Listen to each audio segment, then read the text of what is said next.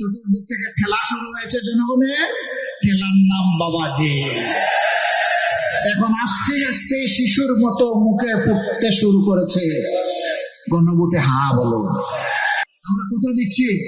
আমরা জামাতে ইসলামীর বিজয় চাই না। মন খারাপ করছেন? আমি সিনসিয়ারলি বলতেছি, আমরা জামাতে ইসলামীর বিজয় চাই না। আমরা চাই 18 কোটি মানুষের বিজয়। আমরা বলেছিলাম যে আগে গণভোট হোক, তারপরে সাধারণ নির্বাচন হোক, মানলো না। এখন গণভোট তাদের দাবি মেনে নিয়ে একদিনেই হলো, এখন বলে যে গণভোট আমরা মানি না, গণভোটের দরকার নাই। চতুর্দিক থেকে খেলা শুরু হয়েছে জনগণের, খেলার নাম বাবাজি। এখন আস্তে আস্তে শিশুর মতো মুখে ফুটতে শুরু করেছে। গণভোটে হা বলো। এই গণভোটে হা আমরা আগেই বলে দিয়েছি। গণভোটে কি বলবো?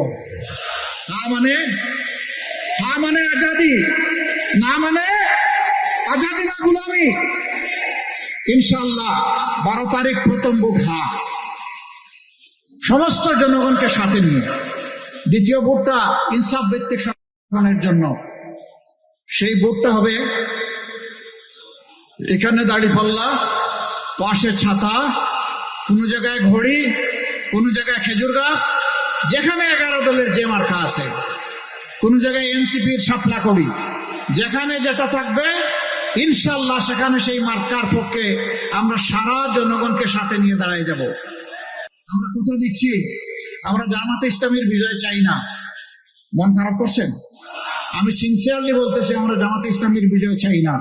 আমরা চাই 18 কোটি মানুষের বিজয়। আমরা কোন দলের সরকার চাই না, আমরা চাই 18 কোটি জনগণের সরকার। যারা দেশের মালিক হবে, সেবক হবে ইনশাআল্লাহ, আমরা সেই সরকারটা কায়েম করতে চাই। আবারও বলি, যারা মাথা গরম করেছেন মেহরবানি করে ঠান্ডা করুন। ওই মাথা গরমে আমাদের কিছুই আসা যায় না। আপনাদের ওই সমস্ত পচা কথা শুনে আমাদের কোনো সময় নেই। আমরা জনগণকে নিয়ে এখন ব্যস্ত। আগামীর নয়া বাংলাদেশ গঠন করার জন্য আমরা এখন পাগল পাড়া। আমাদের পিছনের দিকে ডাইনে বামে তাকানোর কোনো সময় নাই রে ভাই। আমাদের শুধু সামনে চলা। এখন থেকে 12 তারিখ পর্যন্ত কঠিন পাহারা ইনশাআল্লাহ। জনগণের রায় নিশ্চিত করা, রায়ের হিসাব 12 তারিখ বুঝে নেওয়া, ঘরে ফিরে 2 রাকাত নামাজ 4টা সেজদা আদায় করে আল্লাহ শুকরিয়া আদায় করা ইনশাআল্লাহ তাআলা আযীম।